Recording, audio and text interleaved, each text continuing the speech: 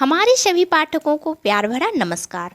तो हमारी आज की कहानी है, जो लड़की मेरे पिताजी को नौकर कहकर बुलाए, मुझे ऐसी पत्नी नहीं चाहिए। आरबी बाकी दिनों की तुलना में आज सुबह जरा जल्दी उठ गई थी। उठते ही वो रसोई में गई और जल्दी जल्दी नाश्ता बनाने की तैयारी करने लगी।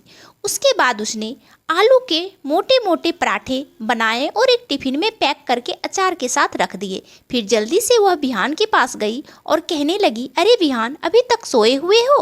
और बाबूजी को उठाओ, आज उन्हें गांव जाने के लिए निकलना है ना, उनकी बस छूट जाएगी। बिहान आंखें मलते हुए उठ बैठा। उसने घड़ी की ओर देखा तो सुबह के 6 बज रहे थे। वह मुस्कुराते हुए कहने लगा, अरे अभी तो सुबह 6 बजे हैं, बाबूजी की बस तो 10 बजे की है ना। आरवी कहने लगी, तो क्या हुआ, बाबूजी अभी उठेंगे, नहाएंगे, नाश्ता करेंगे, तब उसमें समय नहीं लगेगा क्या? और तुम बाबूजी को कार में लेकर बस स्टॉप पर जाना और उन्हें बस में बिठाकर ही ऑफिस जाना। बिहान मुस्कुरा उठा और सोचने लगा कि उसकी पत्नी को उसके बाबूजी की कितना चिंता है। लेकिन असल बात तो यह थी कि वो चाहती नहीं थी कि वह एक दिन भी और यहाँ पर रुक जाए। वैसे भी वो 2 दिनों से गाँव जाने की बात कर रहे थे, लेकिन कुछ न कुछ ऐसा हो जाता था कि उनका गांव जाना टल जा रहा था। आरवी पर एक एक दिन भारी पड़ रहा था, क्योंकि वह अपने गांव में रहने वाले ससुर जी को अपने घर में एक दिन बर्दाश्त नहीं करना चाहती थी। लेकिन अब वो उसके पिताजी के पिता थे, तो किसी तरह उन्हें सहन कर रही थी। थोड़ी देर में माधव जी उठ गए थे। आरवी ने उनके सामने चाय नाश्ता ले जाकर रख दिया। माधव जी सोचने लगे कि बहू मेरा कितना ध्यान रखती है। चाय नाश्ता कराने के बाद वो गांव जाने के लिए तैयार हो गए, तो विहान ने भी बाहर कार निकाल ली। जाते समय जब आरवी ने अपने ससुर जी के पैर छुए तो उन्होंने उसके सिर पर आशीर्वाद का हाथ फेरते हुए उसे शगुन के कुछ रुपये दिए। आरवी ने रुपये अपनी मुट्ठी में दबा लिए और दरवाजे पर आकर खड़ी हो गई। जब उसके ससुर जी कार में बैठकर वहां से चले गए, तब जाकर आरवी ने राहत की सांस ली। वह बालकनी से कार को तब तक देखती रही जब तक कि कार उसकी नज़रों से ओझल न हो गई। कहीं ना कहीं उसे यह लग रहा था कि कहीं बिहान उन्हें गांव जाने से रोक ना ले, लेकिन ऐसा कुछ नहीं हुआ। शाम तक तो उसके ससुर गांव पहुंच भी गए थे और तब आरवी ने मन ही मन सोचा कि चलो अब कम से कम 1 महीने की छुट्टी हुई। वैसे भी उसके ससुर जी हर महीने शहर चले आते थे और यह बात आरवी को पसंद नहीं आती थी। आरवी अपने पति बिहान के साथ शहर के महंगे इलाके में आधुनिक सुख सुविधाओं से युक्त एक बड़े से फ्लैट में रहती थी। गांव में उसके सास ससुर रहते थे, जहां उनकी लंबी चौड़ी खेती थी। जब भी गांव से अच्छी फसल आती थी तो उसके ससुर जी अपने बेटे बहू के लिए गांव से फल, सब्जियां, राशन, बहुत सारा सामान लेकर शहर चले आते थे। वह जब भी शहर आते थे तो बिहान बड़ा खुश हो जाता था, क्योंकि साथ में माँ अपने हाथों से कुछ न कुछ पकवान बनाकर जरूर भेज देती थी। और तीज त्योहार पर तो माँ भी बाबूजी के साथ चली जाती थी। लेकिन आरवी को अपने सास ससुर का घर पर आना अच्छा नहीं लगता था, क्योंकि उसके सास ससुर जरा पुराने जमाने के लोग थे और उनका रहन सहन भी सीधा साधा था। तो मॉडर्न जमाने की आरवी उन लोगों को अपना सामने कुछ समझती ही नहीं थी।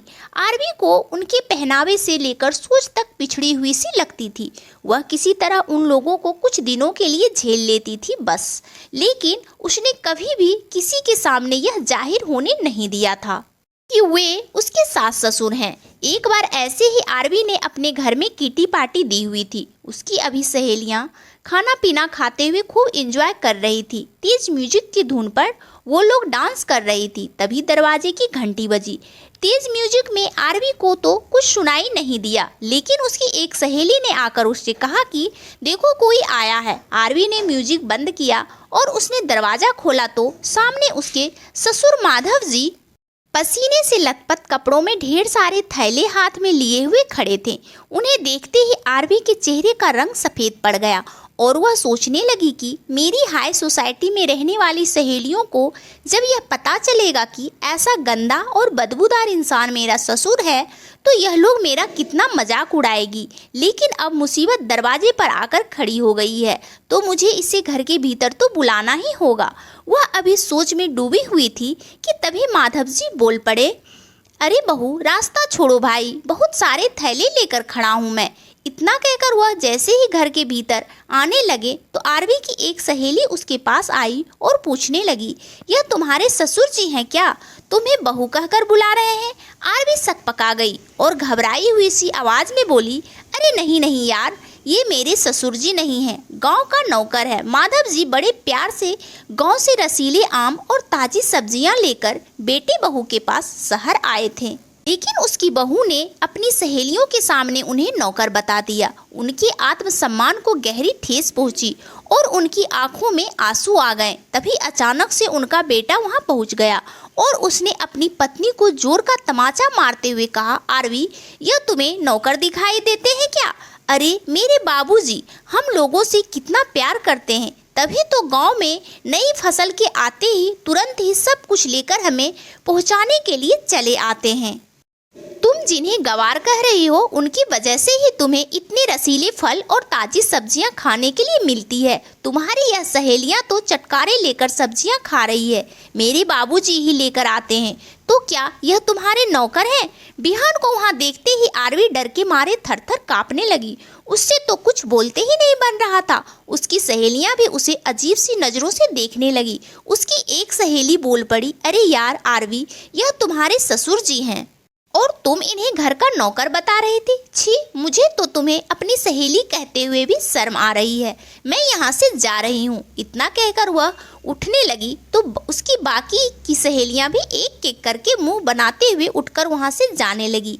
आरवी शर्मिंदा हो उठी। उसकी एक पक्की सहेली जो अभी तक वहीं पर बैठी हुई थी वह बोल पड़ी, आरवी, अगर तुमने हमें सच्चाई बताई होती तो हमें तुम्हारे ससुर जी से क्या दिक्कत थी भाई? सबका अपना अलग अलग रहन सहन होता है। तुम्हारे पति के माता पिता गांव में रहते हैं तो वह ऐसे ही होंगे ना। बच्चे शहर आते हैं, मॉडर्न बन जाते हैं, उनकी अपनी अलग जिंदगी बन जाती है। तो इसका मतलब यह है क्या कि माता पिता को जिंदगी से निकाल कर बाहर फेंक दिया जाए या उन्हें नौकर कह दिया जाए?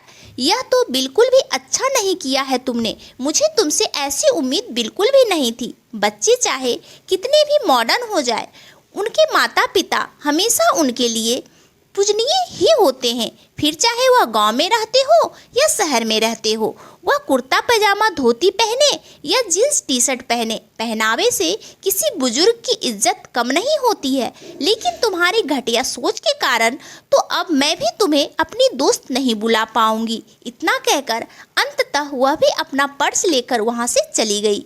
माधव जी एक कोने में किसी अपराधी की तरह चुपचाप सिर झुकाकर खड़े थे। उन्हें बहुत तेज रोना आ रहा था, लेकिन बेटे बहू के सामने वह रो नहीं पा रहे थे। को पकड़कर झकझोरते हुए पूछा, तुम्हें मेरे पिताजी का अपमान करने की इजाजत किसने दी? तुमने मेरे बाबूजी को नौकर कहने की हिम्मत भी कैसे की? अगर यह तुम्हें नौकर लगते हैं तो फिर तुमने नौकर के बेटे से शादी ही क्यों की? क्यों तुमने मुझे अपने जीवन में स्थान दिया है? जाओ, निकल जाओ मेरी जिंदगी से। जो लड़की मेरे पिताजी को नौकर कहकर बुलाए, मुझे ऐसी पत्नी नहीं चाहिए। आरवी तो बिहान के बिना जीने की कल्पना भी नहीं कर सकती थी। वह तुरंत ही अपने ससुर जी के पास गई और उनके कदमों में झुकते हुए बोली, बाबूजी, अब आप ही उन्हें समझा सकते हैं। इनके गुस्से को शांत करिए। मैं आपसे माफ़ी मांगती हूँ। मुझसे सच में बहुत बड़ी गलती हो गई। मुझे लगा कि अपनी सहेलियों के सामने आपको अपना ससुर कहकर मैं शर्मिंदा हो जाऊंगी, सभी मेरा मजाक उड़ाएगी, लेकिन मैं गलत थी।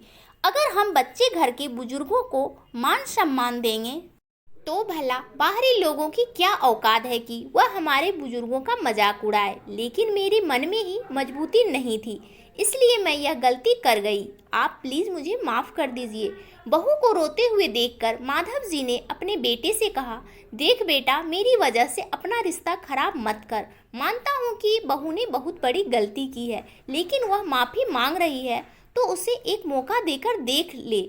वैसे भी तुम लोगों के पास मैं महीने में एक बार ही आता हूँ, तो मेरी वजह से तुम लोग अपनी गृहस्थी बर्बाद मत करो। माधव जी ने बहुत समझाया, तब जाकर बिहान का गुस्सा थोड़ा ठंडा हुआ।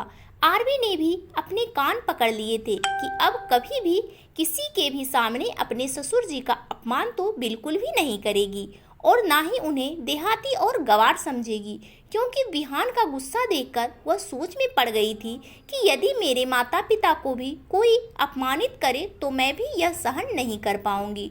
तो विहान अपने पिताजी का अपमान कैसे सहन कर सकता है। इसी सोच के कारण अब अपने ससुर जी के प्रति अपने व्यवहार को बदलने का वो मन बना चुकी थी।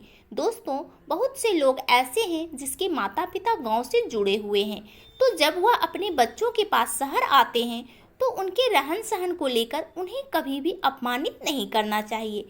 आपके क्या विचार हैं, कमेंट करके ज़रूर बताइएगा।